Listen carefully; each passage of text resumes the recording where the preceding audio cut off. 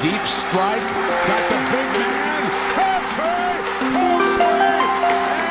Hey guys, it's the coach and I'm back and I got a fun video for you today as I'm going to rank the Big 12 since 2000. So I'm looking at all the data, all the numbers, all the wins, all the losses, all the big time trophies and bowl games, adding them all up and giving you a full breakdown of my rankings here, starting with all 14. So I'm including the newbies as well. So BYU, Houston, Cincinnati, and UCF will all be on this list. Kind of hard to rank them, but let's see where it ends up and see how it goes. Let me know what you think when you see your team. Did I put them in the right spot? Too high, too low? Let me know in the comments down below, and let's get going. Starting off with number 14, we have Kansas. Kansas, I mean, this was an easy one. 86 wins in the last 23 years, 36 wins in conference. They do have the Orange Bowl, that weird, wacky 2007 year where I don't know where the heck they came from, but they soon disappeared back to the basement. The only good thing is the future's looking semi-bright. They look like they're kind of figuring things out, and maybe Kansas, can find a way to be more relevant, but they got to be 14. Sorry. Moving on to 13, we have Iowa State, and they are a little bit better than Kansas, but honestly not by much. They've been more consistent over these last 23 years with 126 wins, but still a well below 500 record. And also in the conference, they have not been successful as well. They do have the Fiesta Bowl victory and a Liberty Bowl victory, but Iowa State, let's be real here, not looking good for you. 12, I have my first newbie, and I put BYU, and I might get some hate for this. I know they have 187 wins, 106 losses, 59 conference wins when they were in the Mountain West from 2000 to 2010, but let's be real here. They haven't won any major bowl games. Yes, they have 3 Mountain West Conference titles, but BYU's been consistently okay, but they haven't really played anyone. They've not been playing a tough schedule over these last 23 years, so I'm putting them 12 because I'm going to do strength of schedule on them, and they do not deserve to be any higher, in my opinion. Probably going to get some hate from that, but that's what I'm doing. Number 11, we have Baylor, and I know Baylor has a below 500 record, but they've had some amazing years, and I had to just put them over BYU.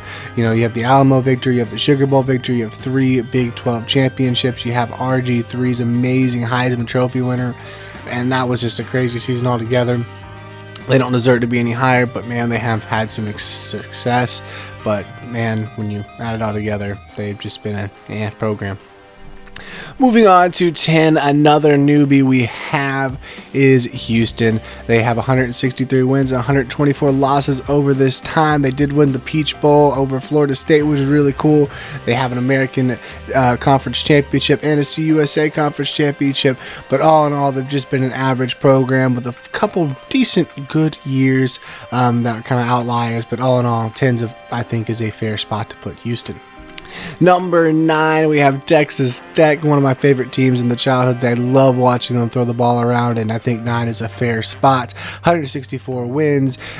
In the Big 12, they've won 88, so a losing record in the conference. They've kind of struggled. They've had some pretty good years, but no years where they were able to win the conference outright, and, it's just a couple decent bowl wins, so couldn't really put them much higher, but hey, shout out to Texas Tech. I love the air raid, and I love that era. Coming in number 8, we have another newbie, and that's UCF, Central Florida. 169 wins, 119 losses over this time. They've had some awesome, amazing seasons. They've been one of the more consistent teams in the American with 4 conference titles. A Fiesta Bowl win and a Peach Bowl win are kind of their crown achievements. They even had the Phantom National Championship where they went undefeated and they claim a national championship. I don't really believe it. I'm probably going to get hate from their fans from that. But hey, you don't deserve that championship. You didn't play anyone that year. Let's be honest with ourselves here.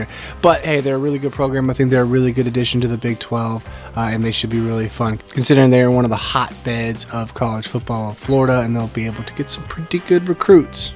Number 7 probably had a better time outside the Big 12 than inside the Big 12, and that is West Virginia. They have had a weird kind of time in the Big 12, but you got to go with their kind of history in the last 23 years. 178 wins, 109 losses. They've won the Orange Bowl, the Sugar Bowl, the Fiesta Bowl in 2007. If they didn't screw one up against Pittsburgh, they would have had a chance at a national championship. But West Virginia has been a really solid team in the early 2000s. They've kind of fallen off here in the Big 12 recently, but you got to give them their love, and that's why I think 7 is a perfect spot for them. Coming in at 6, we have Kansas State, another one of those teams that's been, consistently decent, not consistently great. They have 2 Cotton Bowl victories, 3 Big 12 championships, and a Holiday Bowl. So nothing like too crazy to write home about, but they've just been consistently good these last 23 years, and you got to show them love, you got to show them respect. So 6 is where they end up. All right, number 5, I have Cincinnati, the last newcomer, and I had to give a lot of love to Cincinnati. I mean, they have a college football appearance, and only 2 other teams in this conference have those, so you got to give Cincinnati love, and they did it while being in a non-Power 5, so that's super impressive. So the jump up should be interesting. I know they have a new coach, and that's going to be interesting as well to see how that dynamic goes out. How far do they fall off? How much was it Luke Fickell? How much was it Cincinnati? We should see in these next couple years how true that is. You have the American Football Conference. They've won twice. They've won the Big East a couple times, so really impressive stuff from Cincinnati. I'm excited to see them in the Big 12, and we'll see where things go for them. Number 4, we have Oklahoma State, Mr. Consistent, 187 wins, 104 losses. They've been consistently good. 1 Big 12 championship, 2 Fiesta Bowls. Mike Gundy has been, one of the best coaches in college football, in my opinion. He's made Oklahoma State consistent. They've never been super elite, but they've always found a way to get wins. And that's why they're going to come in number 4 for me. Number 3, last year's darling TCU comes in 106 wins, 84 losses. I think, with their consistency, they're going to keep going on this upward trajectory. I mean, you have a Rose Bowl victory, a Fiesta Bowl victory, Peach Bowl, 1 Big 12 championship. You even have a college football appearance, a national championship appearance. So TCU has been a really, really good program that I think is just finding themselves and figuring things out. And I'm really excited what the future holds for them. They do not get in that top 2 because they're just not as consistent yet as these top 2 programs. They haven't really competed on the national scale much yet, so they're coming in at 3, but much deserved 3. And hey, they will jump to number 1 next year because the top 2 guys are on their way out. Number 2 we have is Texas. And Texas, 201 wins, 91 losses. I mean, look at this, page. They have everything you can imagine. A BCS national championship appearance, which honestly, I think if Colt McCoy doesn't get hurt, they probably beat Bama. Sorry, Bama fans. You have a national championship when Vince Young just dominated USC, which seemed like the best team in college football. You have 2 Big 12 championships, a Fiesta Bowl, 2 Rose Bowls. So impressive stuff from Texas. I know they've been down. Everyone's, asking, is Texas going to be back? I don't think Texas ever gets officially back to where they were in the mid-2000s, but I think they'll be better. I'm interested to see what the SEC move does to Texas because I don't think Texas is going to be as happy with SEC football as, they think they are. I mean, they'll enjoy the money, but I don't know if the wins will come. And number 1, this one's pretty obvious. It's Oklahoma. 245 wins, 60 losses. They have 1 national championship, another championship game appearance. 4 Heismans, 14-time Big 12 champs.